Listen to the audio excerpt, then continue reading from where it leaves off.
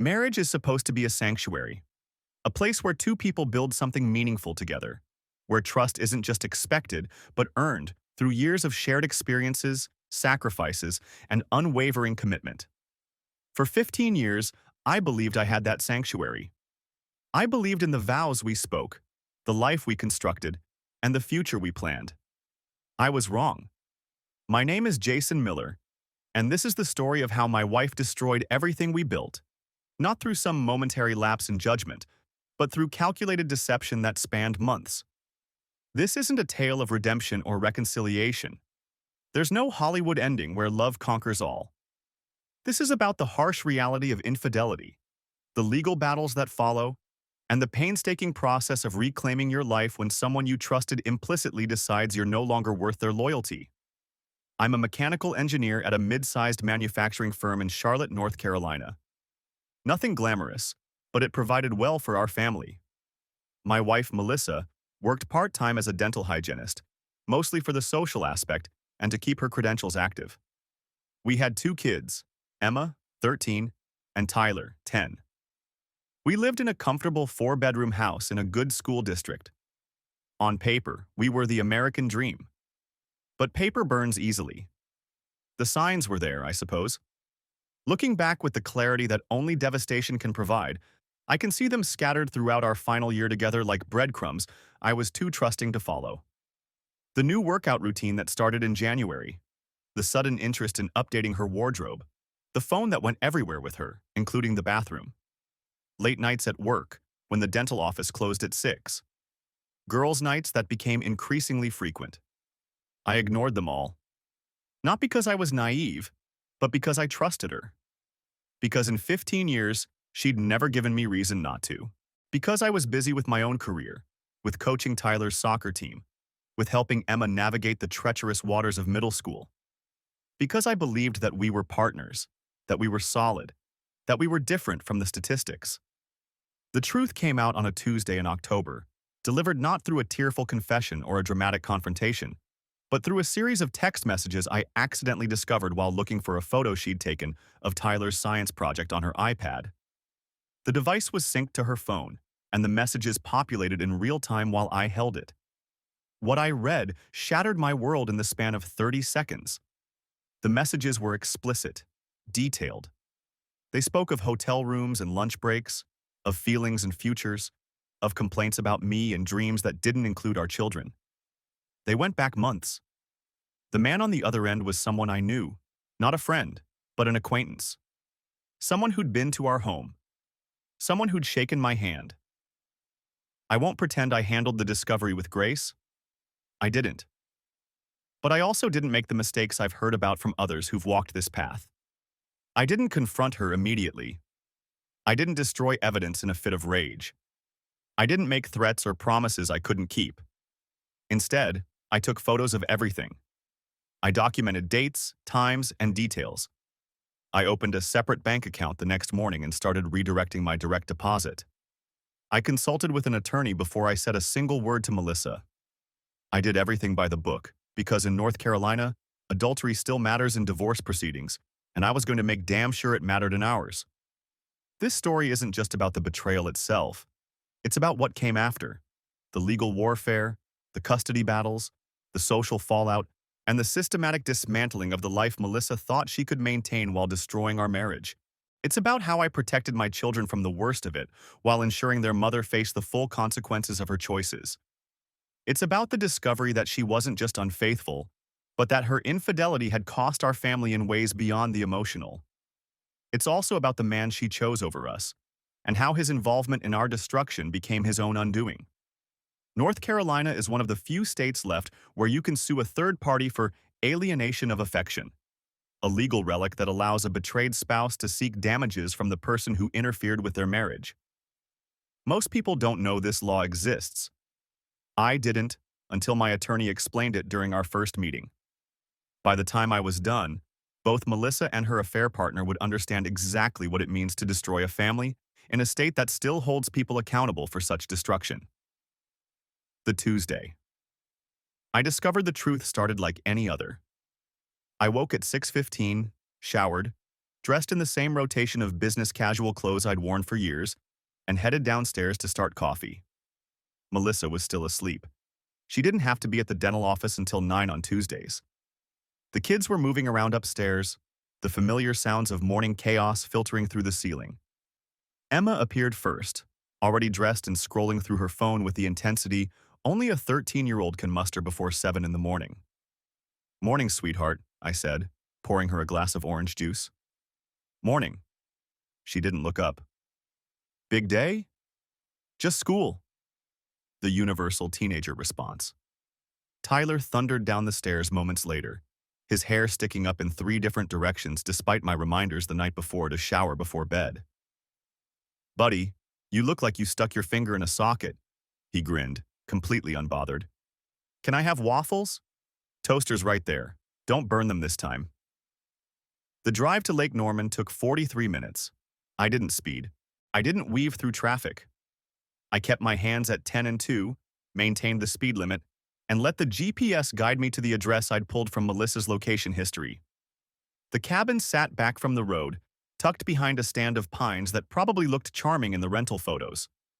2 vehicles occupied the gravel driveway, Melissa's white Honda CR-V and a silver Ford F-150 I recognized immediately. The truck belonged to Derek Paulson, a project manager at Hendricks Construction.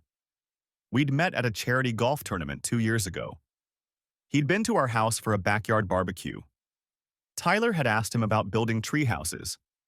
I parked on the shoulder 100 yards down the road, far enough to remain unnoticed but close enough to keep both vehicles in frame. My phone had a decent camera. I took several shots. The cabin, the vehicles, the license plates clearly visible. The timestamp read 11:47 a.m. According to her office, Melissa had been too ill to work. According to the evidence in front of me, she was spending a Thursday morning at a lakeside rental with a married man whose wife I'd met at that same barbecue. I sat in my car for 20 minutes, documenting everything. The cabin's address. The rental company name on a small sign near the mailbox. The makes, models, and plates of both vehicles. I even pulled up the county property records on my phone and screenshot the ownership information. My attorney had been clear. Documentation was everything. North Carolina courts didn't look kindly on adultery, but they looked even less kindly on accusations without proof. At 12:15, I drove home. I didn't knock on the cabin door. I didn't slash tires or leave threatening notes. I simply collected the evidence and left. The confrontation would happen on my terms, in my timing, with the full weight of documentation behind every word I spoke. The house felt different when I returned. The same furniture, the same family photos on the walls, the same coffee mug Melissa had left in the sink that morning. But the context had shifted. This wasn't our home anymore. It was a crime scene where a marriage had been murdered, and I was gathering evidence for the prosecution. I transferred the photos to my laptop, backed them up to 3 different locations, and emailed copies to my attorney with a brief explanation. His response came within an hour. "Perfect. Don't confront yet. Let's meet tomorrow to discuss next steps." Melissa came home at 6:47 p.m., carrying takeout bags from the Thai place we used to enjoy together. She looked tired, her hair slightly disheveled, wearing the same casual clothes she'd had on that morning. If I hadn't known better, I might have believed she'd spent the day on the couch recovering from food poisoning. "Feeling better?" I asked from the kitchen table where I sat with my laptop. She set the bags down, not quite meeting my eyes. "A little, still pretty weak. I thought I'd pick up dinner since I didn't cook." "Thoughtful." Emma wandered in, earbuds dangling, and grabbed one of the takeout containers without comment. Tyler followed, launching into a detailed explanation of something that had happened at recess. Melissa listened, smiled, ruffled his hair. The performance was flawless. Loving mother. Devoted wife. Victim of an unfortunate stomach bug. I ate the pad thai without tasting it. I asked about Emma's algebra test. I reminded Tyler about soccer practice on Saturday. I existed in the same space as my wife and children, maintaining the facade of normalcy while mentally cataloging every lie, every deflection, every moment of manufactured intimacy. After dinner, Melissa retreated to the couch with her phone. I watched her scroll, occasionally smiling at the screen, typing responses to messages I would never see. The phone that used to sit on the kitchen counter now lived in her pocket, password protected, a barrier between us that I'd been too trusting to recognize. "I'm going to take a shower," she announced around 9, standing and stretching. "Long day." "I bet," I said. She paused, something flickering across her face. Suspicion, maybe, or guilt. But it passed. She disappeared upstairs and I heard the water start running a minute later. I didn't check her phone. I didn't need to. I already had everything that mattered. The meeting with my attorney, Brian Watts, took place the next afternoon in his downtown office. I'd taken a half day, citing a dental appointment. The irony wasn't lost on me. Brian reviewed the photos on his computer screen, nodding occasionally, making notes on a yellow legal pad. He was in his 50s, gray-haired and methodical, with a reputation for winning difficult cases through preparation rather than theatrics. "This is solid," he said, leaning back in his chair. "Documented location data, photographic evidence, corroboration from her employer that she wasn't where she claimed to be. The timeline is airtight. What's next?" "We continue gathering evidence. Financial records, communications if you can access them legally, pattern documentation. The more we have, the stronger our position in both the divorce proceedings and the alienation of affection claim." "How long?" "Depends on what else we find. But we're not talking months. A few weeks, maybe. We want to be thorough, but we also want to act before she has time to hide assets or create alternative narratives." I nodded. "She doesn't know I know." "Keep it that way as long as possible. People make mistakes when they think they're safe. They get sloppy. They leave trails." He tapped his pen against the legal pad. "You're sure about the alienation of affection suit? It's going to get ugly. Public. His wife will find out if she doesn't already know." "I'm sure. It'll cost him. Financially, professionally, socially. These cases can run into 6 figures in damages." "Good." Brian studied me for a moment. "You understand this isn't about the money. It's about accountability," I said. "He made a choice. She made a choice. Choices have consequences." "They do." He closed the folder containing my documentation. "I'll draft the initial paperwork. In the meantime, keep doing exactly what you're doing. Be present. Be normal. Document everything, but don't let on that anything has changed." I left his office and drove back to work, arriving in time for a 3 o'clock production meeting. I discussed tolerances and delivery schedules and quality control metrics.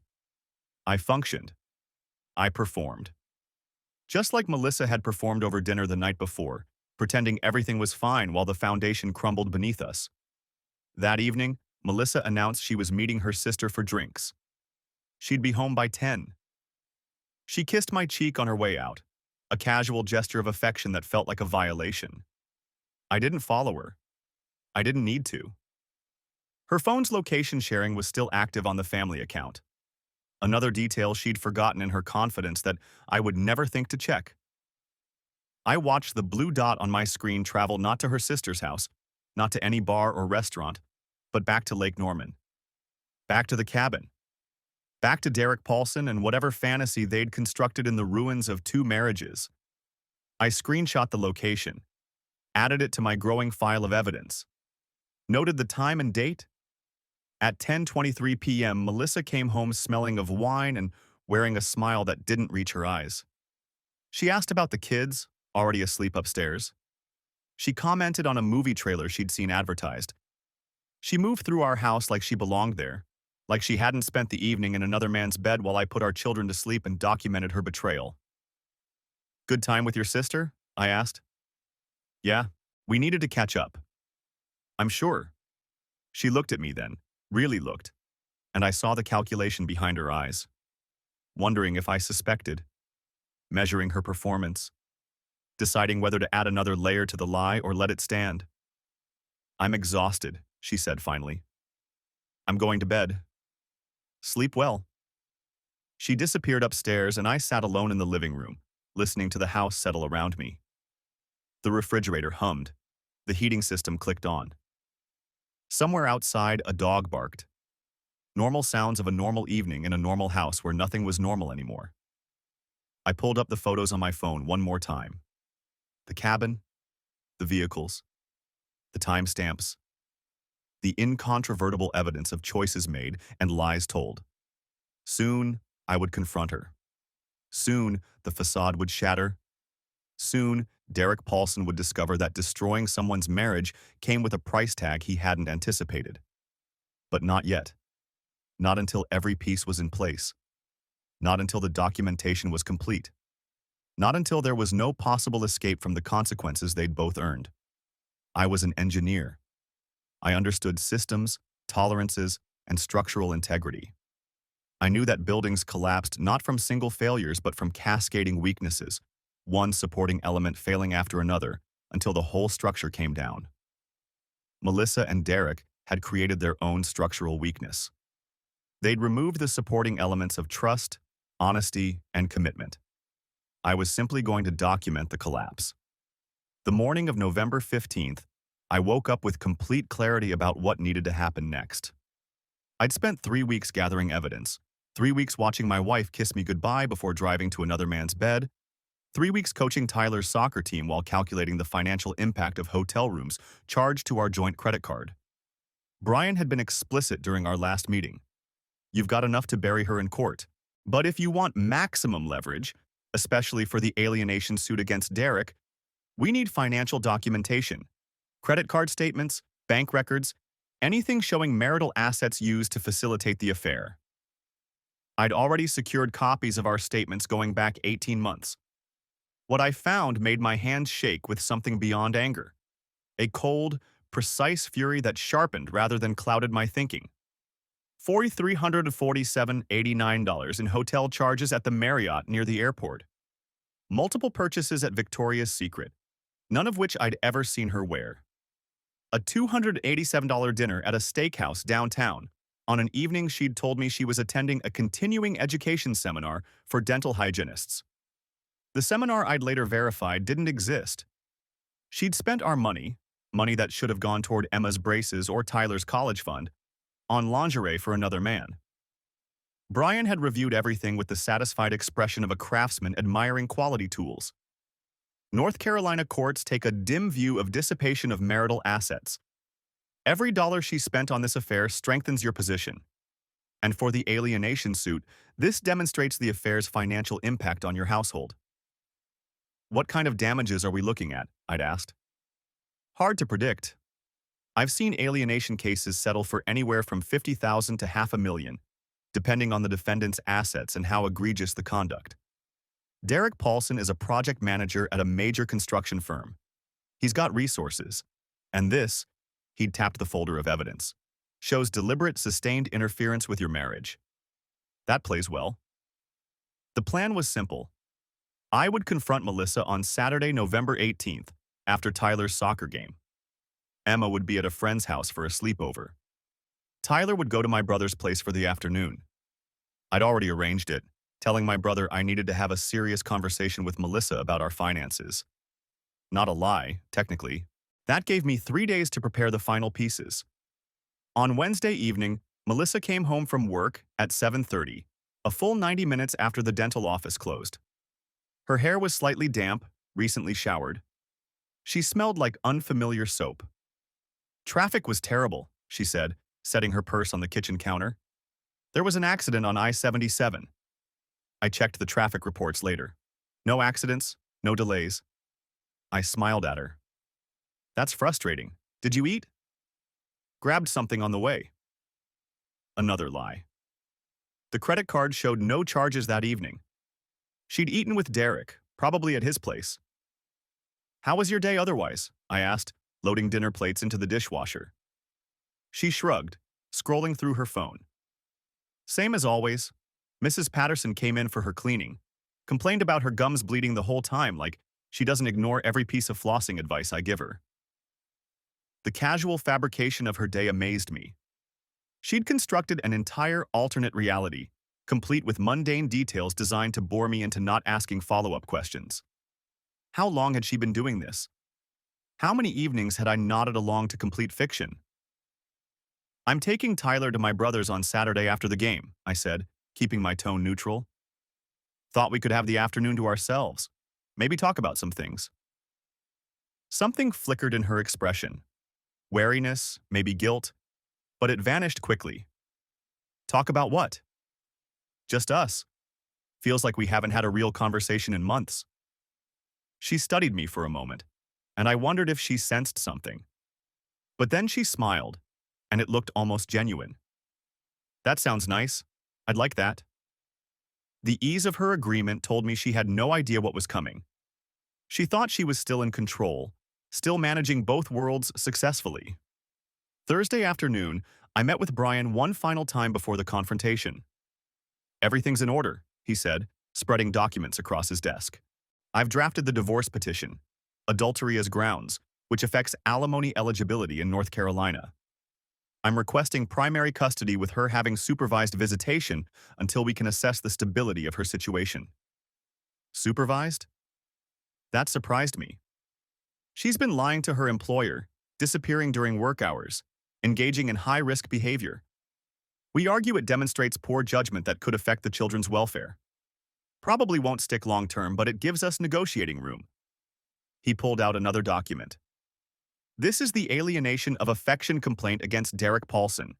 We're asking for $250,000 in damages, compensation for emotional distress, loss of consortium, and the financial impact of the affair on your household. The number stunned me. You think we can get that?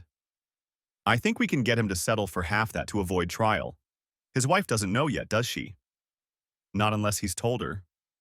Doubtful. Brian's smile was thin and sharp.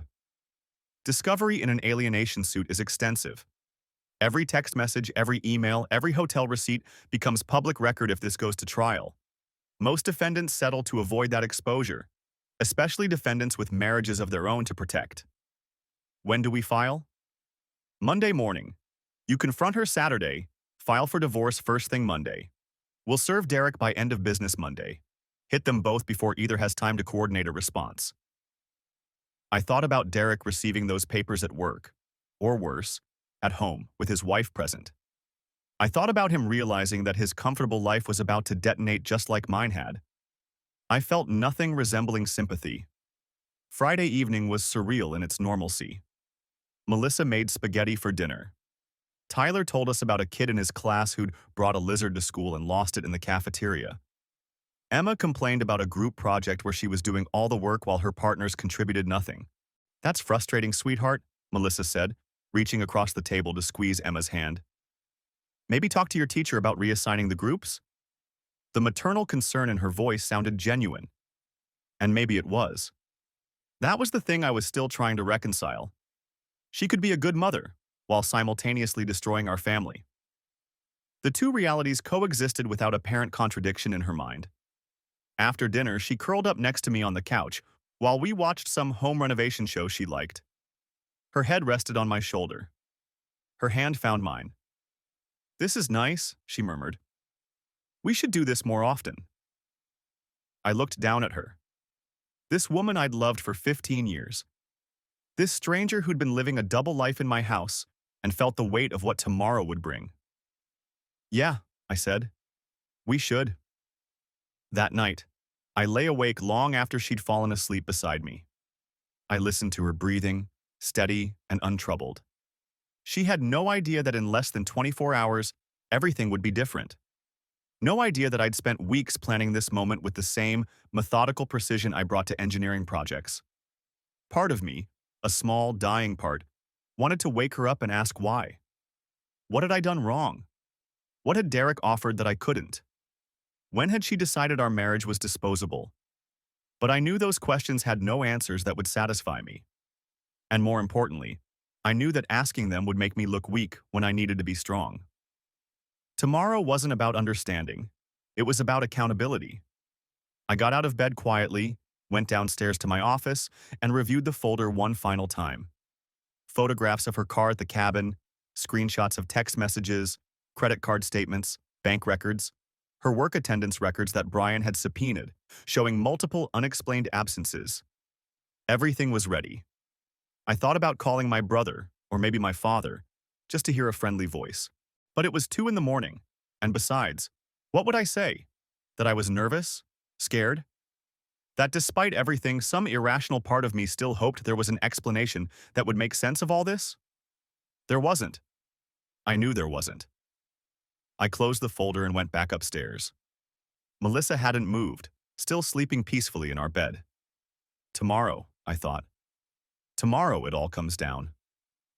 The alarm went off at 6:47 a.m., same as every Saturday. I silenced it before the second beep, a habit from years of not wanting to wake the kids on weekends. Melissa stirred beside me, her hand reaching across the empty space where I'd already been lying awake for the past hour.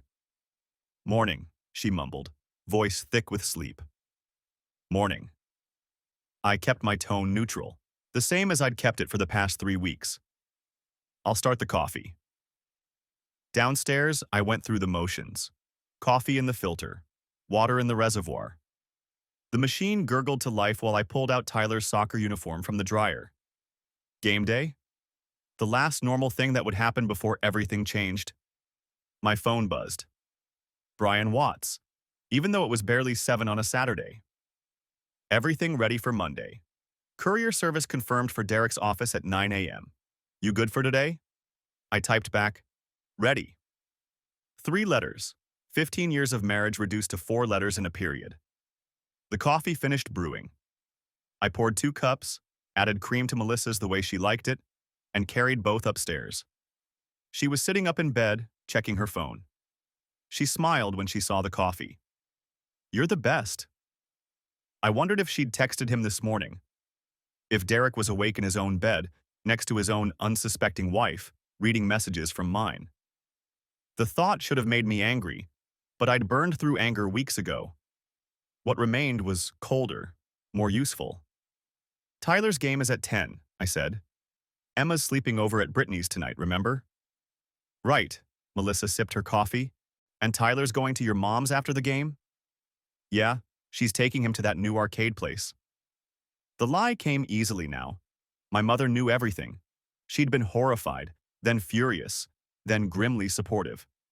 She'd take Tyler for the entire weekend if needed, keep him insulated from whatever happened after I confronted Melissa this afternoon. "So we'll have the house to ourselves tonight?" Melissa's smile changed, became something that might have been seductive. "We could order from that Italian place you like. Open some wine."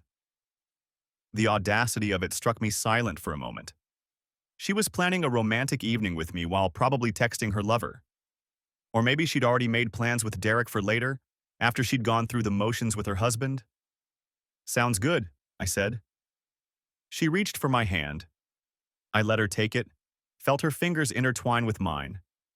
The same hand that had touched him. The same fingers that had typed those messages. I thought of the photographs stored in 3 separate locations. My phone, Brian's office, a cloud server with encrypted backup. Evidence that would speak louder than any words I could say.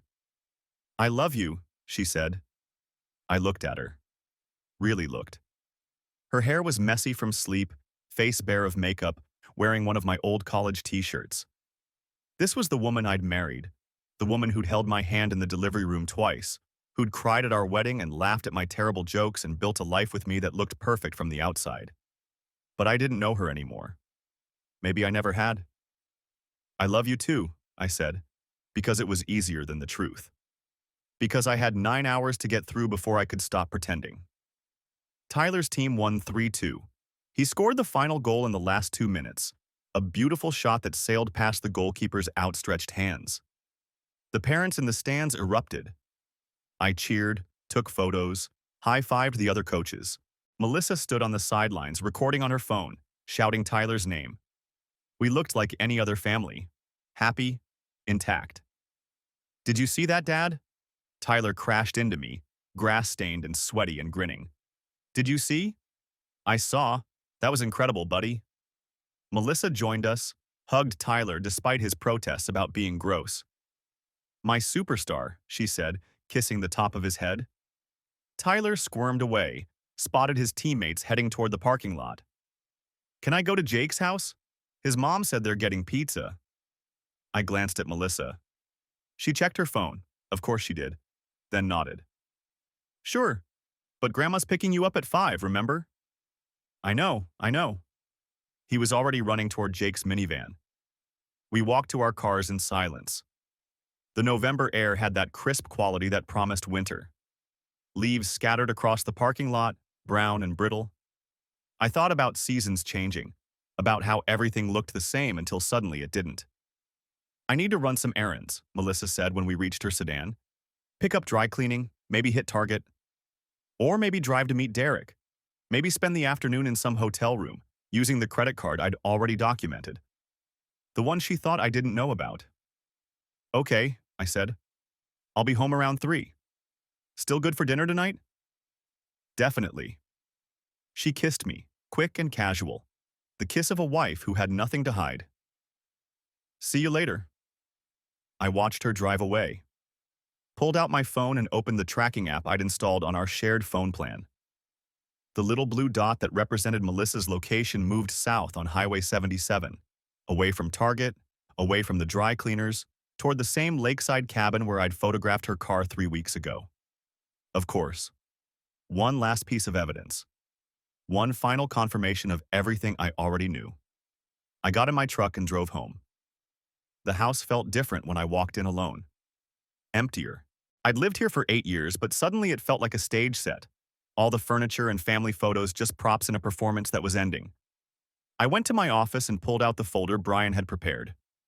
Divorce petition, custody filing, financial disclosures, the alienation of affection lawsuit against Derek. Everything organized, documented, ready to file Monday morning. My phone showed Melissa's location still at the cabin. 2:47 p.m. She'd been there almost 2 hours. I made myself a sandwich I didn't eat. Checked the tracking app again. Still there. At 3:15, the blue dot started moving. Back toward Charlotte. She'd be home by 4, maybe 4:30. Enough time to shower, change clothes, erase any evidence of where she'd been. I sat in the living room and waited. The sound of her car in the driveway came at 4:23. The front door opened. She called out, "Jason!" "In here." She appeared in the doorway, holding Target bags that probably contained actual purchases, establishing her alibi. Her hair was damp. Fresh shower. She'd gotten better at covering her tracks. "Hey," she said, smiling. "They had those K-cups you like on sale." I looked at her. At the woman I'd promised forever to. At the stranger wearing her face.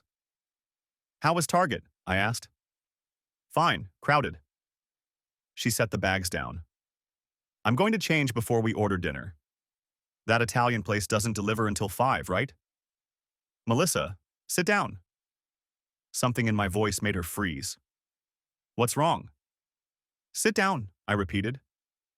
She sat on the edge of the couch, hands in her lap. "Jason, you're scaring me." I pulled out my phone, opened the folder of screenshots, turned it toward her. "I know," I said. "I know everything." Her face went white, then red. Her mouth opened, closed. She reached for the phone, but I pulled it back. "I know about Derek," I continued, my voice steady despite my heart hammering. "I know about the hotels, the cabin, the lies, all of it.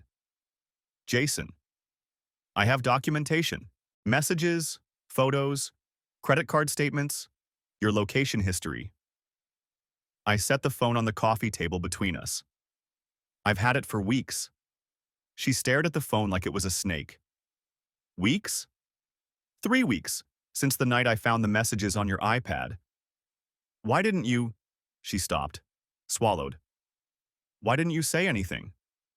"Because I needed to be smart about this. Because we live in North Carolina, and adultery matters here. Because I needed evidence that would hold up in court." The word court hit her like a slap. "Court?" I picked up the folder from beside my chair, opened it. Divorce petitions citing adultery, request for primary custody, financial disclosures showing you spent over $4,000 of marital funds on your affair. I met her eyes. And a lawsuit against Derek Paulson for alienation of affection, $250,000. Her hands were shaking. "You can't—" "I can. North Carolina law allows it. Brian's already prepared everything. We file Monday morning. Brian? Her voice cracked. Your attorney knows? He's known for 2 weeks. So has my mother. So does the forensic accountant who went through our finances. So will Derek's wife when he gets served at his office Monday at 9 a.m. Melissa stood up abruptly. This is insane. Jason, we can talk about this. We can work through… Work through what? I stood too. Work through you sleeping with someone else for months? Work through the lies? You told me you were sick, Melissa. You called in to work, and then you drove to a cabin to spend the day with him. How did you… She stopped again. The tracking app. Understanding dawned on her face. The color drained from her face. For 15 years, I'd watched Melissa talk her way out of uncomfortable situations. With her mother, with difficult patients at the dental office, with teachers questioning Emma's homework. She always had an explanation ready, a deflection, a way to make herself the reasonable one in the room. Not this time. Jason, She reached for me, but I stepped back. The movement was instinctive, and I saw it register on her face like a slap. Don't. My voice came out harder than I intended. I don't want to hear whatever you were about to say. Not yet. She lowered her hand, and I watched her cycle through emotions in real time. Shock gave way to panic, then a flash of something that might have been calculation. Her eyes darted to the kitchen counter where her phone sat charging. Looking for this? I pulled my own phone from my pocket and opened the photo gallery. I've got screenshots of everything. The messages, the hotel receipts you thought you'd deleted from the credit card statement, the $4,300 you spent on him, on motels, on that necklace he gave you, on the weekend trip to Asheville you told me was a dental conference. Her mouth opened, closed. You went through my phone. The audacity of it almost made me laugh. That's what you're upset about? That I invaded your privacy? How long have you known? 3 weeks. Since October 9th, when I opened your iPad to check the weather and saw Derek telling you what he wanted to do to you in explicit detail. I kept my voice level, clinical. I've spent those 3 weeks documenting everything. Every message, every lie. Every time you said you were working late or going to book club or visiting your sister. Melissa sank into one of the kitchen chairs. What are you going to do? Monday morning, you'll be served with divorce papers. Adultery is the cited cause, which matters in North Carolina. My attorney has everything, all the evidence, all the financial records showing how you spent marital funds on your affair. I'm requesting primary custody of Emma and Tyler. You can't take my children from me. Her voice cracked, and I saw the first real tears forming. I can request it. The court will decide. But I have documentation showing you've been lying to them, using them as cover for your affair. Remember 2 Saturdays ago when you told Tyler you couldn't watch his game because you had to work? You were at the Marriott with Derek. I have the receipt and your phone's location data. She put her head in her hands. Jason, please. We can work this out. It was a mistake. I'll end it. We can go to counseling. There's more. I cut her off because I needed to get through this before my resolve weakened. Derek Paulson is also being served on Monday, with a lawsuit for alienation of affection. I'm seeking $250,000 in damages. Her head snapped up. What? North Carolina is one of 6 states that still allows these lawsuits.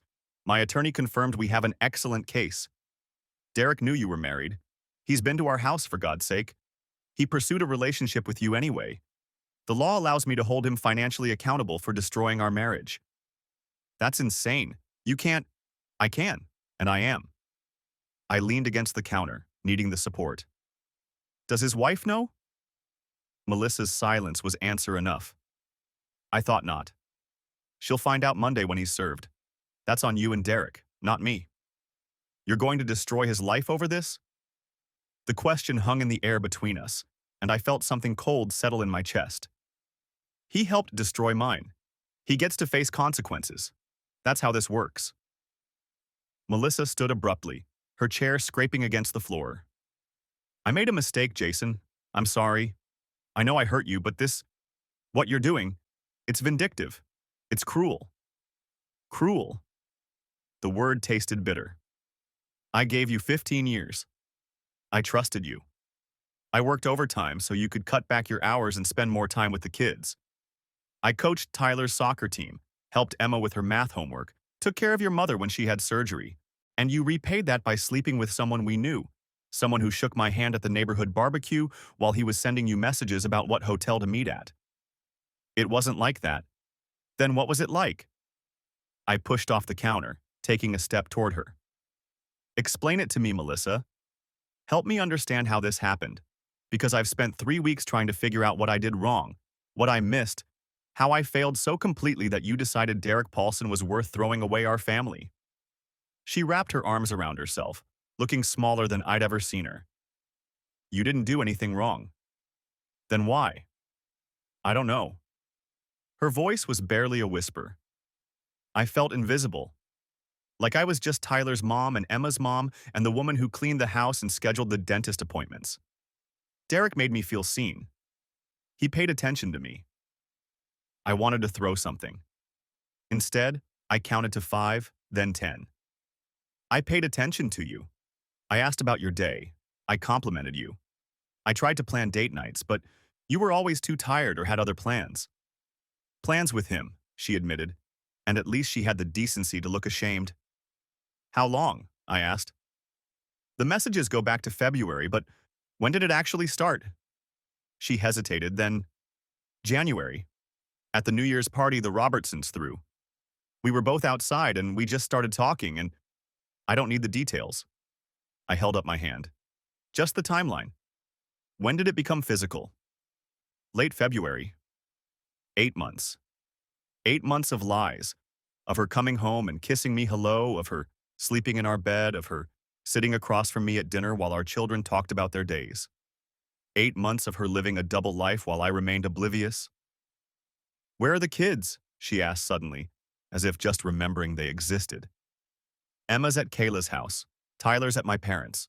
They're spending the night. I'd planned this carefully, made sure the children wouldn't be here for what came next. They'll be home tomorrow afternoon. Between now and then, you need to decide how you want to handle this with them.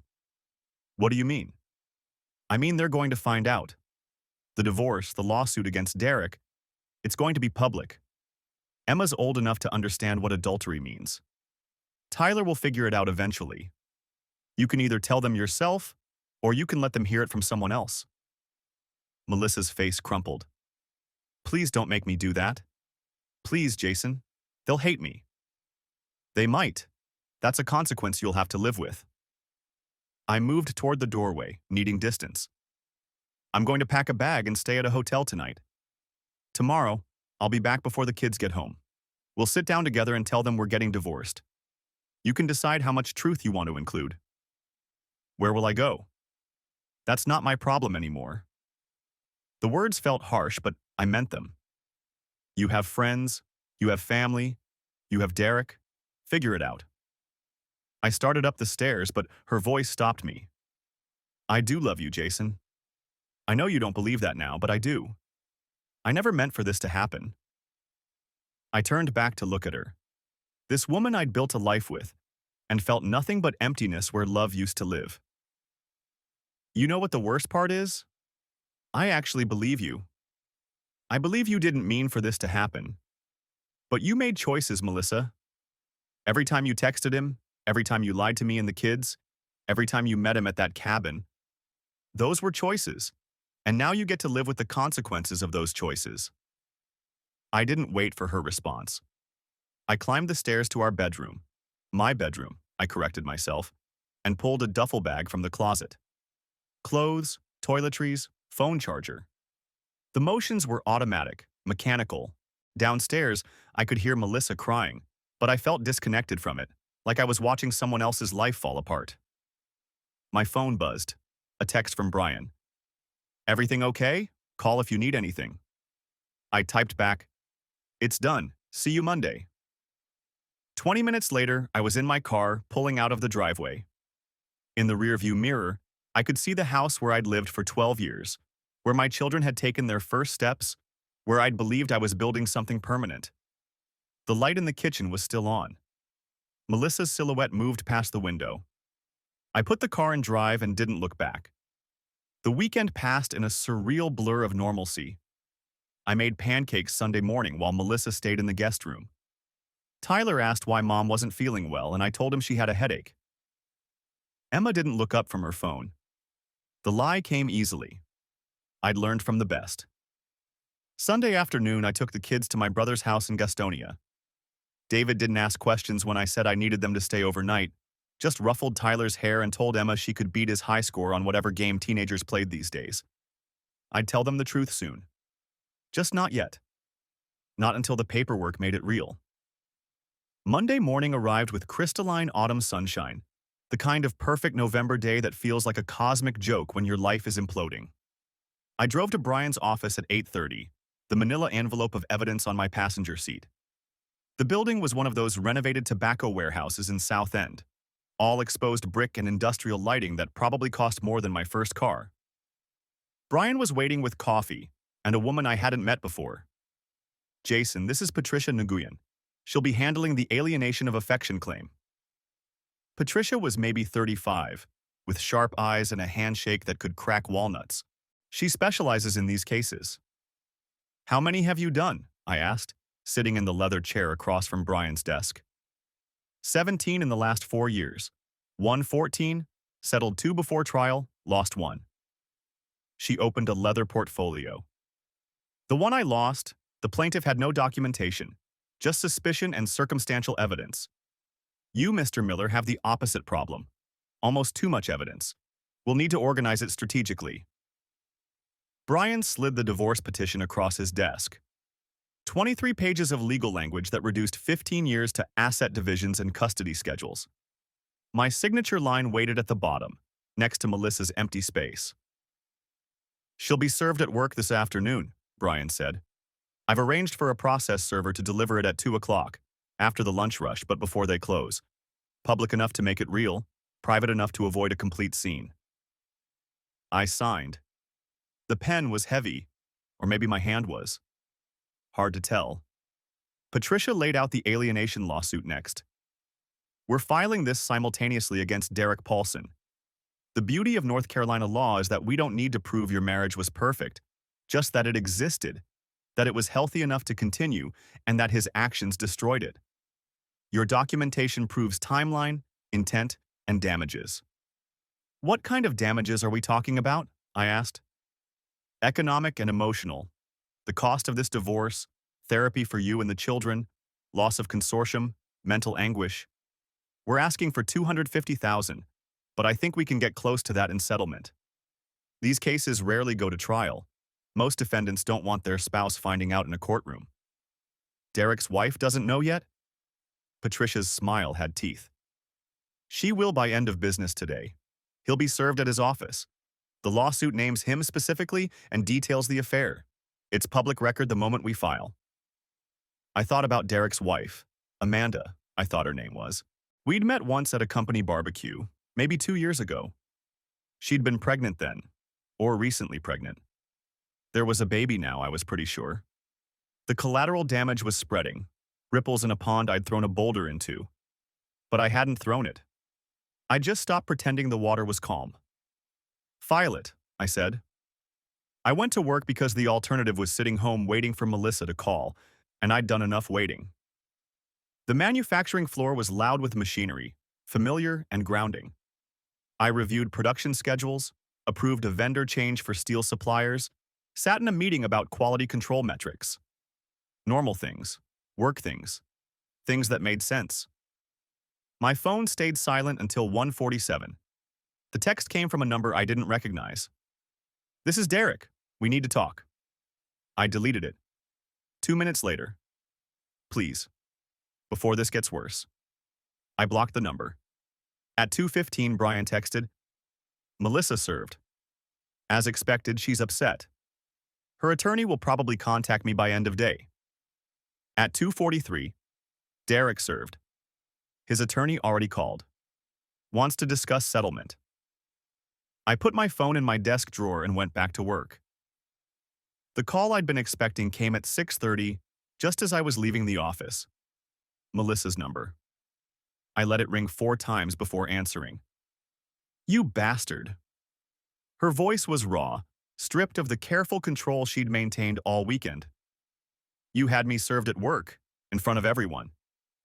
You lied to them for months, I said, unlocking my truck. Seemed fitting they'd learn the truth the same way. And Derek? You're suing him for $250,000? Jason, he has a family. So did I. The words came out colder than I'd intended. So did you, actually. Past tense now. We can fix this. We can go to counseling. Work it out. I'm not interested in fixing what you broke. I started the engine. Your attorney will contact mine. Keep it professional. What about the kids? You can't just take them from me. I'm not taking them. I'm protecting them. There's a difference. I pulled out of the parking lot, the phone on speaker. They're at David's tonight. I'll bring them home tomorrow after school. We'll tell them together, like adults. You owe them that much. Jason, Tuesday, 6 o'clock. Be sober and be ready to explain why their family is ending. That's not negotiable. I hung up before she could respond. David's house was warm with cooking smells when I arrived. Tyler was building something with Legos in the living room, a sprawling structure that defied physics.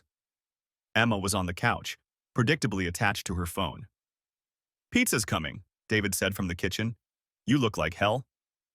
Filed this morning. She was served at 2. He handed me a beer without asking. How'd she take it? About how you'd expect. I twisted the cap off, took a long drink. Derek's attorney already wants to settle the lawsuit. Good, bleed him dry. David had never liked Derek, even before he knew what Derek had done. Some people have instincts about character. I used to think I did too. Tyler looked up from his Legos. Dad, can we get pizza at home tomorrow? Sure, bud, whatever you want. Is Mom feeling better? I met David's eyes over Tyler's head. We'll talk about it tomorrow, okay? Tonight, just enjoy Uncle David's terrible taste in pizza toppings. Hey, pineapple is a perfectly legitimate choice, David protested, and Tyler laughed. And for a moment, everything felt almost normal. Emma didn't look up from her phone, but I saw her shoulders relax slightly. She knew something was wrong. 13-year-olds always know. But she wasn't ready to ask yet. I'd give her until tomorrow. Then the truth would come whether any of us were ready or not. That night, alone in David's guest room while my children slept down the hall, I finally let myself feel it. Not the anger. That had been fuel for 3 weeks of planning. The grief. The loss of what I'd thought we were. What I'd believed we had. 15 years of shared history that now felt like a lie, even though I knew that wasn't entirely fair. Some of it had been real.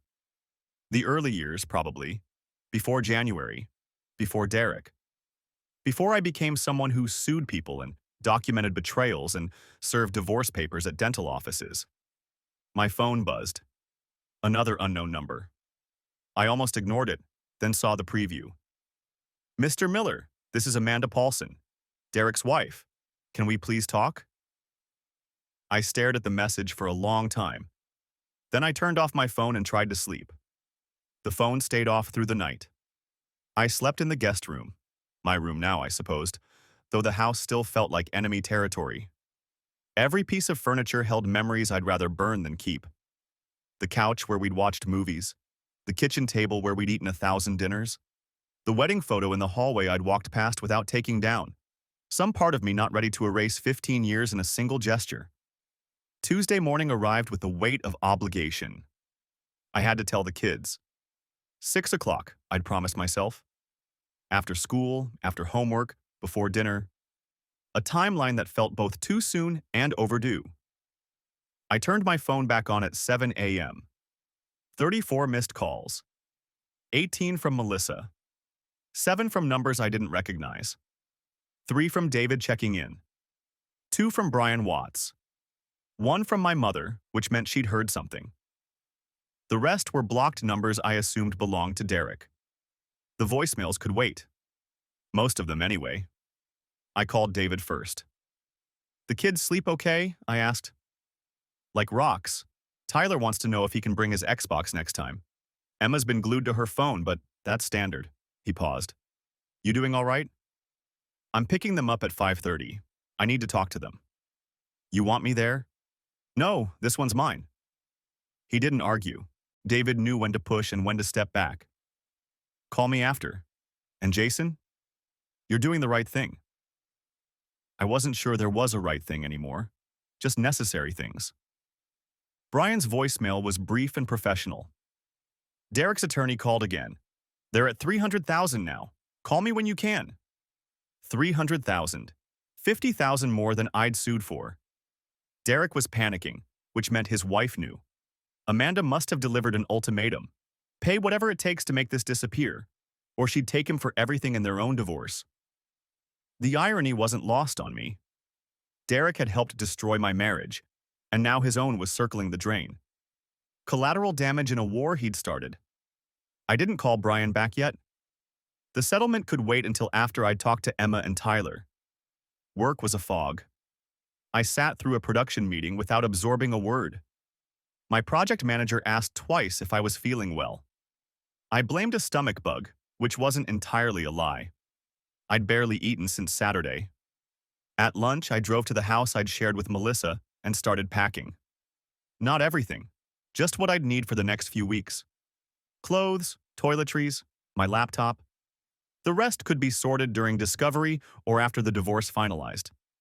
I wasn't sentimental about furniture.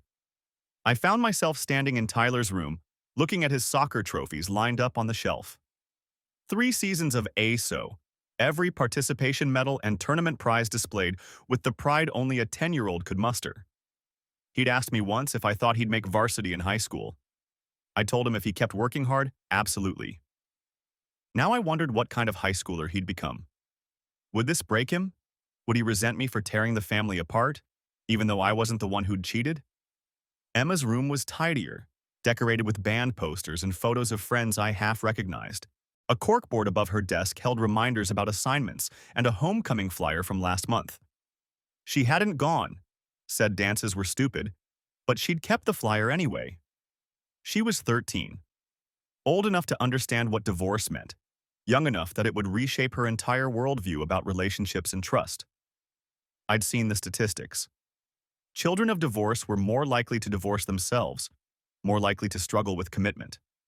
I left both rooms untouched and finished packing. At 5:30, I pulled into David's driveway. Tyler burst out the front door before I'd even turned off the engine, backpack bouncing against his shoulders. Dad, Uncle David said we could get pizza. Maybe tomorrow, bud. I need to talk to you and Emma about something. His face fell slightly, but he climbed into the back seat without complaint. Emma followed a minute later, moving with the deliberate slowness of a teenager who'd been interrupted mid-text. Hey, sweetheart, I said. Hey. She didn't look up from her phone. The drive back to the house took 12 minutes. Neither of them asked where their mother was. Tyler chattered about a science project on volcanoes. Emma scrolled through whatever app held her attention. Normal kid stuff, oblivious to the bomb I was about to drop. I made them sit at the kitchen table. Tyler swung his legs, heels thumping against the chair. Emma finally put her phone down, sensing something serious in my tone. Where's Mom? She asked. That's what I need to talk to you about. I'd rehearsed this conversation a dozen times in my head, but now that the moment had arrived, the words felt clumsy and insufficient. Your mom and I are getting divorced. Silence. Tyler stopped swinging his legs. Emma's expression shifted from boredom to shock. What? Why? Emma's voice cracked slightly. Your mother made some choices that broke our marriage. I can't fix it, and I won't pretend everything's okay when it's not. What choices? Emma pressed. She was too smart to accept vague explanations. She was seeing someone else, another man. She lied to me about it for months. Tyler's face crumpled. Mom has a boyfriend? The word felt wrong, too juvenile for what had happened, but I nodded. Yeah, buddy, she does. Does that mean we have to move? Emma's practicality kicked in, her mind already racing through logistics. You'll stay with me most of the time. Your mom will have visitation, but we're still working out the details. I don't want to see her. Emma's voice turned hard, bitter. If she cheated on you, she cheated on us too. I'd expected anger, but hearing it directed at Melissa still caught me off guard. She's still your mother, Em. What happened between her and me doesn't change that she loves you. If she loved us, she wouldn't have done it. I didn't have an answer for that. Part of me agreed with her. Tyler started crying, quiet, hiccuping sobs that made my chest ache. I moved around the table and pulled him into a hug. He buried his face against my shoulder. It's going to be okay, I murmured, knowing it was a lie. Nothing would be okay for a long time. But what else could I say? Emma sat rigid in her chair, arms crossed, jaw set. She looked so much like Melissa in that moment it hurt. Can I call her? She asked finally. If you want to. She grabbed her phone and disappeared upstairs. I heard her door slam a moment later. Tyler pulled back, wiping his eyes with his sleeve. Are you sad, Dad? Yeah, I'm really sad. Me too. We sat there together in the kitchen while the light outside faded to dusk. Upstairs, Emma's voice rose and fell in a muffled argument. I couldn't make out the words, but the tone was unmistakable, fury and heartbreak in equal measure. My phone buzzed. A text from Brian. Derek's attorney wants to meet tomorrow. You available at 10 a.m.? I typed back, yes. $300,000. It wouldn't undo the damage, wouldn't erase the betrayal, but it would pay for college funds and therapy bills and whatever else the kids needed to survive this. Tyler leaned against me, exhausted from crying. Dad, do we still have to go to school tomorrow? Yeah, bud. Life keeps going, even when it feels like it shouldn't. He nodded solemnly, accepting this truth with the resilience of childhood. Upstairs, Emma's door opened. She came down slowly, phone clutched in her hand, eyes red. Mom wants to talk to you, she said, holding out the phone. I took it. Melissa's voice came through before I could speak. Jason, please, let me see them. I need to explain. You had your chance to explain. You chose lies instead. They're my children too. Then you should have thought about that before you destroyed their family. I hung up and handed the phone back to Emma. Tomorrow I'd meet with Derek's attorney. Tomorrow I'd start negotiating the price of betrayal. But tonight, I had my kids, and that would have to be enough. The text from Amanda Paulson sat on my phone for 2 days before I responded. 3 words. We should talk. I showed it to Brian during our meeting Wednesday afternoon. He leaned back in his chair, fingers steepled beneath his chin, a gesture I'd come to recognize as his thinking pose. Your call, he said. Legally, there's no reason you can't speak with her. Just remember, anything you say could potentially be used if this goes to trial. Keep it brief, factual, and don't make any promises about the lawsuit. I typed out a response that evening. Coffee, Saturday 10 a.m. Common grounds on Providence. Her reply came within minutes. I'll be there. Saturday morning arrived cold and gray, the kind of November day that promised rain but couldn't quite commit. I arrived at the coffee shop 15 minutes early, ordered a black coffee, and claimed a corner table where I could see the entrance. Old habits from my engineering days. Always position yourself to see what's coming. Amanda walked in at 9:58. I recognized her from the photo Derek had as his phone wallpaper in one of Melissa's screenshots, a detail that had struck me as particularly cruel at the time. She was shorter than I'd imagined, maybe 5'3", with dark hair pulled back in a ponytail. She wore jeans and a Carolina Panthers sweatshirt, no makeup. Her eyes were red-rimmed. She spotted me immediately, probably because I was the only person sitting alone staring at the door. She ordered something at the counter, then walked over. Jason? Her voice was quiet, uncertain. Amanda, please, sit. She settled into the chair across from me, wrapping both hands around her latte like she needed the warmth. For a long moment, neither of us spoke. I don't know how to start this conversation, she finally said. Neither do I. I wanted to say I'm sorry for what Derek did, for what they both did. She looked down at her cup. I know that probably doesn't mean much, coming from me. You didn't do anything wrong. I should have seen it. The late nights, the work trips to the lake cabin. He told me his company was developing property up there, that he needed to check on contractors. She laughed, but there was no humor in it. I believed him. God, I was so stupid. You weren't stupid. You trusted him. That's what you're supposed to do when you're married. The words tasted bitter. I did the same thing. She met my eyes then. How long did you know before you confronted her? 3 weeks. Once I found the messages, I spent time gathering evidence, making sure I had everything documented. I wish I'd had that option. I found out when the process server showed up at Derek's office.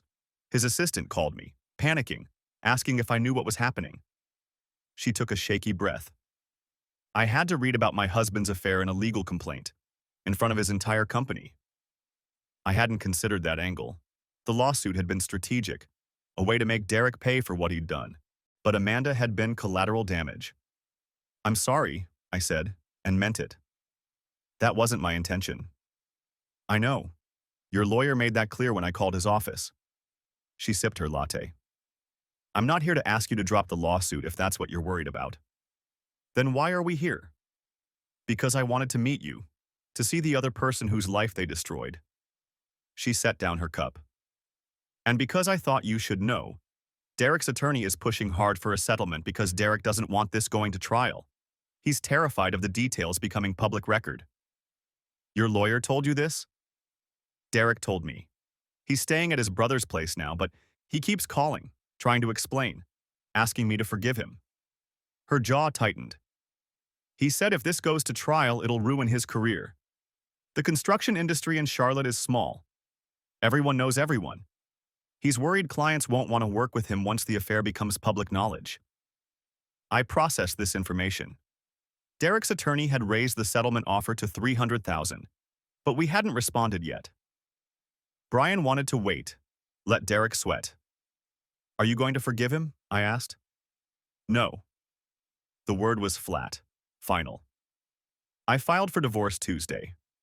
I used the same attorney your wife consulted with last month, the one who turned her down because of conflict of interest. I blinked.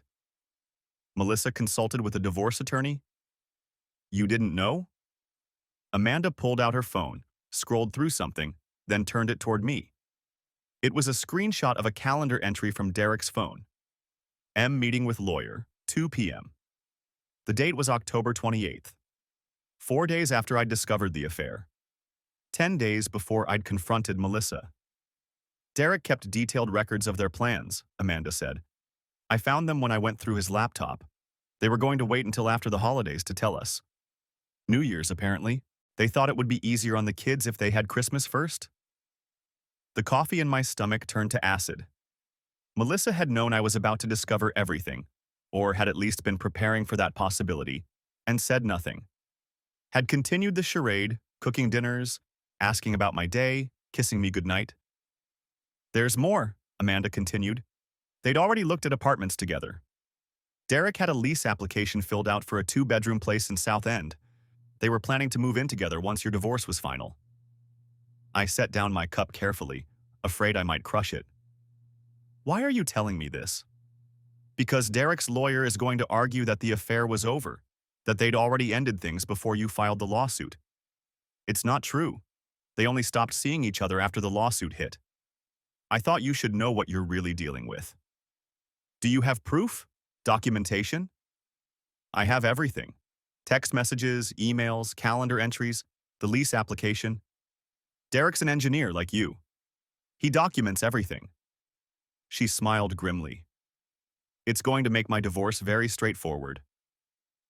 I thought about what Brian had said, about keeping this conversation brief and factual. But Amanda wasn't opposing counsel. She was an ally, whether either of us had planned for that or not. Would you be willing to share those records with my attorney? Already planning on it. My lawyer said she'd send everything relevant to your alienation of affection case. Amanda finished her latte. I want Derek to face consequences. Real ones. The settlement he's offering you? That's nothing. His family has money. His parents will probably help him pay it just to make this go away quietly. But a trial? Public testimony? That would actually hurt him. It would hurt you too. Your name would be in the court records. I know. She stood, picking up her purse. But I'm tired of protecting men who don't deserve it. Derek destroyed our marriage. He helped destroy yours. He should have to own that publicly. I stood as well. Thank you for coming, for telling me this. We're on the same side now, whether we wanted to be or not. She extended her hand, and I shook it. Her grip was firm, steady. My lawyer will be in touch with yours next week. I watched her walk out of the coffee shop, shoulders straight, head high. She'd been blindsided just like me, but she wasn't crumbling. She was fighting back. My phone buzzed. A text from Melissa. Please let me see the kids this weekend. I miss them so much. I deleted it without responding. Then I called Brian. We're going to trial, I said when he answered. Derek can keep his settlement offer. The weight of consequences. The trial took place on a Tuesday in March, 5 months after I discovered the messages that ended my marriage. Spring had arrived early that year, filling the courthouse gardens with azaleas and dogwoods that seemed obscenely cheerful given the circumstances. I sat at the plaintiff's table in courtroom 5C, watching Derek Paulson avoid eye contact from 20 feet away. Patricia Nguyen had prepared me well. Alienation of affection cases are about narrative, she'd explained during our final prep session. We're not just proving he had an affair with your wife. We're proving he deliberately interfered with your marriage, knowing the damage it would cause. The trial lasted 3 days. Patricia walked the jury through the timeline with surgical precision. The text messages, the hotel receipts, the lease application Derek and Melissa had filled out together. Amanda testified on day 2, composed and devastating, describing how she'd discovered her husband's double life. Melissa was called as a witness by Derek's defense, a last-ditch attempt to argue that our marriage had already been failing. She lasted 40 minutes on the stand before breaking down, admitting that no, I hadn't been abusive or neglectful, that yes, Derek had pursued her knowing she was married, that yes, they'd planned a future together while lying to both spouses. The jury deliberated for 6 hours. They awarded me $340,000 in damages. Derek's face went gray when the verdict was read. His attorney immediately filed notice of appeal, but Patricia had expected that. He'll settle before the appeal is heard, she predicted. The publicity from round 2 will be worse than round 1. She was right. 2 months later, Derek's attorney contacted Brian with a settlement offer. $325,000, paid in full within 60 days, in exchange for dropping the appeal and signing a non-disclosure agreement about the terms. I countered, $340,000, the full jury award, no NDA. Derek could live with the public record of what he'd done. He paid within 3 weeks. The divorce from Melissa finalized in June. She'd fought the custody arrangement initially, but her attorney had been blunt about her chances. North Carolina courts didn't look kindly on adultery, especially when it involved lying to employers and spending marital assets on affairs. We settled on joint custody with me having primary physical custody. The kids stayed with me during the week, went to Melissa's every other weekend and Wednesday evenings. Emma refused to go for the first 2 months. She'd sit in her room on those Wednesday nights, arms crossed, jaw set in that stubborn line she'd inherited from her mother. I don't want to see her, she'd say, and I wouldn't force it. Eventually, her therapist, a patient woman named Dr. Carol Bennett, convinced her that she needed to process her anger, and that meant confronting it. The visits started, stilted and uncomfortable, but they started. Tyler adjusted faster, the way children sometimes do. He'd come home from Melissa's with stories about the new apartment, the ice cream place nearby, the way Mom let him stay up later on weekends. It hurt, hearing him talk about her new life. But I swallowed the bitterness. He needed his mother, even if she'd failed him in ways he was too young to fully understand. Melissa moved in with Derek eventually, after both divorces finalized and enough time had passed that they could pretend they were starting fresh rather than continuing what they'd started in deception. I heard about it through Emma, who'd heard it from Tyler, who'd seen Derek's belongings in the apartment during a visit. Emma had come home furious, demanding to know if I'd known, if I'd approved. I'd told her the truth. Her mother's choices were her own now, and I couldn't control them anymore. The money from the lawsuit went into trust funds for both kids, college accounts that would give them options I'd never had. The divorce settlement was straightforward. I kept the house, Melissa took her retirement account, and half the savings. We split everything else down the middle. Fair, if not equal. I saw Derek once after the trial, a chance encounter at a Harris Teeter on a Saturday morning. He was in the produce section, examining avocados with the same intense focus he'd probably once used to examine construction specs. He saw me, froze, then quickly turned his cart down another aisle. I finished my shopping and left. There was nothing left to say to him. The courts had said it all. Amanda and I stayed in touch, occasional texts checking in on each other's progress through the aftermath.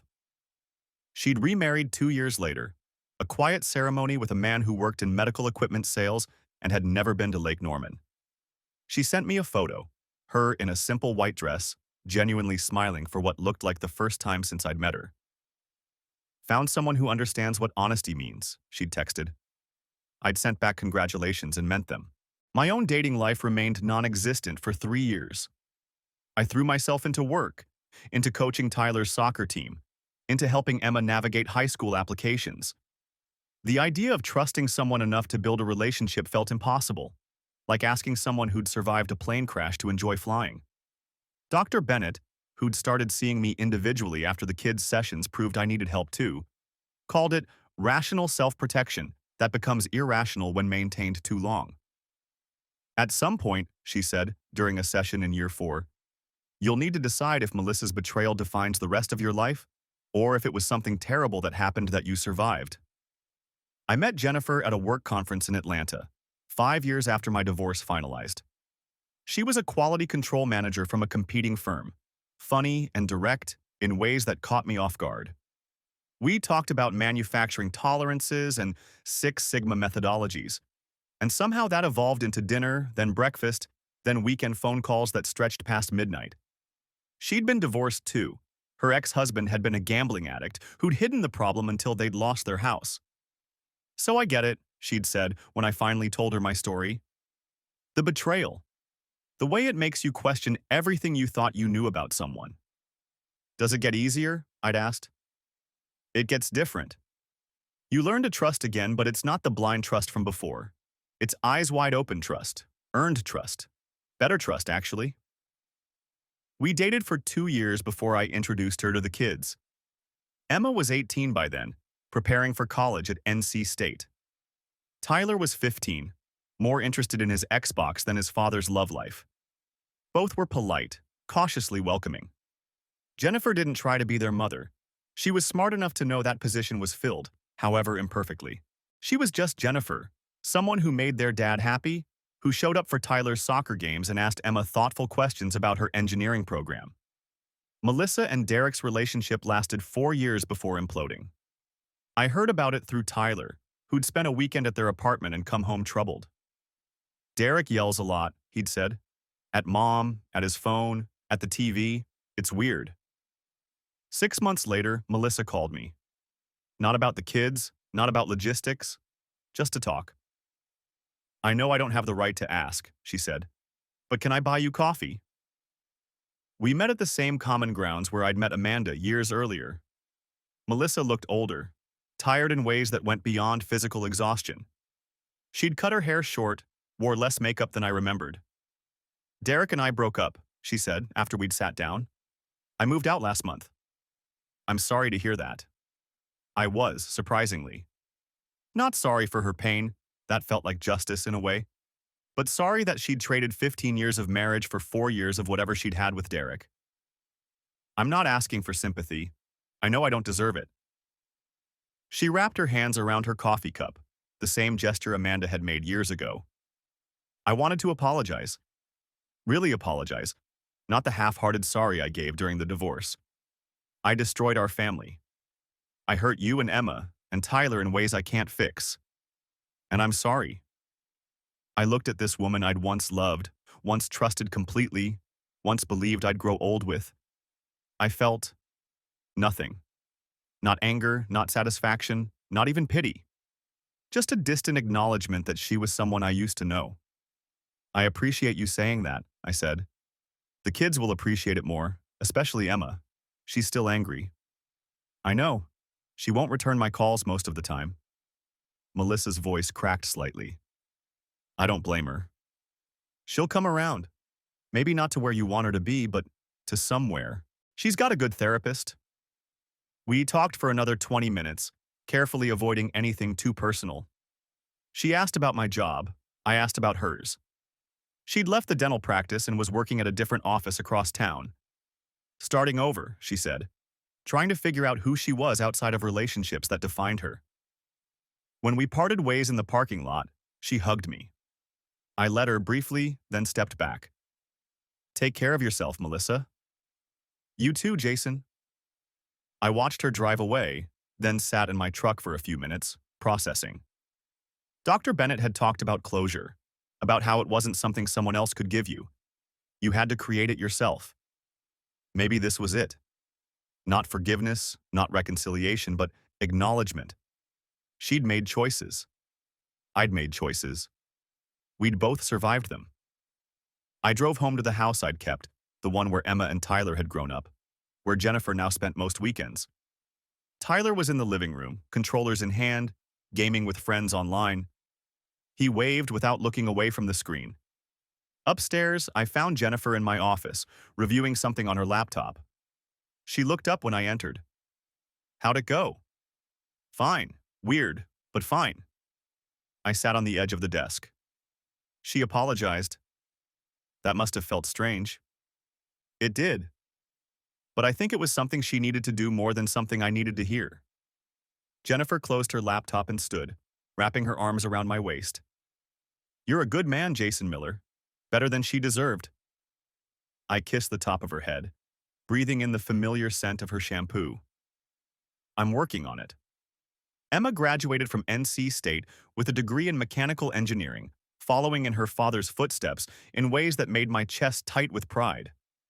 Tyler got recruited to play soccer at UNC Charlotte, a full scholarship that the trust fund from Derek's lawsuit supplemented for housing and expenses. Both kids were thriving, despite, or perhaps because of, everything they'd endured. At Emma's graduation party, I found myself standing in the backyard with Jennifer, watching Emma laugh with her friends, watching Tyler attempt to grill burgers with more enthusiasm than skill. Melissa was there too, at Emma's invitation, standing awkwardly near the fence with her new boyfriend, a quiet accountant named Richard who seemed decent enough. You did good, Jennifer said, squeezing my hand. We did, I corrected. She'd been part of their lives for 3 years now, steady and supportive in ways that mattered. Later that evening, after most guests had left, Emma found me in the kitchen loading the dishwasher. Thanks for today, Dad, for letting Mom come. I know it was weird. You're an adult now. You get to decide who's in your life. She leaned against the counter, picking at the label on a beer bottle. I'm still mad at her sometimes. For what she did, for what we lost. That's fair. But I'm also grateful. For you. For how you handled everything. She looked up, and I saw tears in her eyes. You could have made us hate her. You could have poisoned us against her, and it would have been easy. But you didn't. You let us figure out our own relationships with her. I pulled her into a hug, this young woman who'd survived her parents' divorce and come out stronger. I'm proud of you, Em. So damn proud. I love you, Dad. I love you too, sweetheart. 10 years after the divorce, I married Jennifer in a small ceremony at the house. Tyler walked her down the aisle. Emma was her maid of honor, a gesture that meant more than any expensive wedding could have. We exchanged vows in the backyard where I'd once hosted barbecues with Melissa, where Derek Paulson had shaken my hand and complimented the lawn care. But that history didn't haunt the space anymore. We'd made new memories, better ones. Tyler's graduation party, Emma's engagement celebration, holidays with Jennifer's family folding seamlessly into traditions with my own. During our first dance, Jennifer whispered, "Happy?" "Yeah," I said, and realized I meant it. Not the naive happiness of my first marriage, built on assumptions of permanence and unexamined trust. This was harder-won, eyes-open happiness. The kind you build after you've survived the worst and decided to try again anyway. I saw Melissa occasionally over the years, at Tyler's wedding, at Emma's baby shower, at graduations and holidays where our children's lives intersected. We were cordial, distant, the way people are when they share history but not affection. She eventually married Richard, the accountant. They seemed content in a quiet, unremarkable way. Derek I never saw again after that encounter in the grocery store. I heard through mutual acquaintances that he'd left Charlotte, moved to Raleigh, started over somewhere his reputation hadn't preceded him. Whether he'd learned anything from the destruction he'd caused, I didn't know and didn't care to find out. Amanda sent Christmas cards for years, updates on her kids, photos of family vacations. We'd survived parallel catastrophes and come out the other side, and there was comfort in knowing someone else understood the specific weight of that survival. On my 60th birthday, Emma and Tyler threw me a surprise party. The house filled with people, Jennifer's family, my colleagues from work, the parents from Tyler's old soccer teams, friends I'd made in the years after the divorce. A life rebuilt, piece by piece, choice by choice. Tyler gave a toast, beer in hand, grinning the same way he had when he'd scored that goal at age 10. To my dad, who taught us that integrity matters more than comfort, that doing the right thing isn't always the easy thing, and that sometimes the best revenge is building a better life. Everyone raised their glasses. I looked around the room at the life I'd created from the ruins of my first marriage. The woman I'd married who chose me every day. The children who'd survived their parents' failures and become remarkable adults.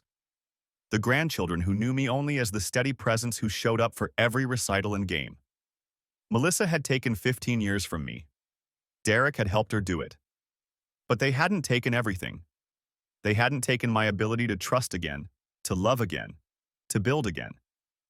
They'd just made me more careful about who I built with. Later that night, after everyone had left and the house was quiet, Jennifer and I sat on the back porch watching fireflies drift across the yard. "What are you thinking about?" she asked. "How different things are from where I thought they'd be." Better or worse? I considered the question. 20 years ago, I'd believed I had everything figured out. The perfect marriage, the stable family, the predictable future. That certainty had been an illusion, shattered by text messages and hotel receipts and lies. But from that shattering had come something more real. A marriage built on honesty instead of assumptions. Children who understood that love required action, not just words. A life that was mine, earned through survival and choice rather than inherited through tradition. Different, I said finally. But yeah, better. She rested her head on my shoulder, and we sat in comfortable silence while the fireflies danced and the night settled around us. Betrayal had taught me that nothing was guaranteed, that trust was a gift that could be weaponized, that people you loved could destroy you without warning. But survival had taught me something more important, that you could be broken and still heal, that you could lose everything and still rebuild, that the worst thing that ever happened to you didn't have to define the rest of your life. Melissa had made her choices. Derek had made his. They'd lived with the consequences, broken relationships, damaged reputations, the knowledge that they'd destroyed something real for something temporary. I'd made my choices too, to document instead of rage, to protect my children instead of weaponize them, to hold people accountable through legal channels instead of vigilante justice, to eventually trust again, love again, build again. In the end, that was the only revenge that mattered. Living well. Not just surviving, but thriving. Not just moving on, but moving forward into something better. The weight of betrayal never fully disappears. It changes you, reshapes how you see the world and the people in it. But it doesn't have to crush you. You can carry it, acknowledge it, and still choose to build something beautiful from the wreckage. That's what I'd learned in the years since that October morning when I'd opened an iPad and watched my marriage die in real time. That's what I'd teach my grandchildren someday, when they were old enough to understand that people will disappoint you, that trust will be broken, that life will hand you devastation you didn't earn, and that you get to choose what you build from the ruins.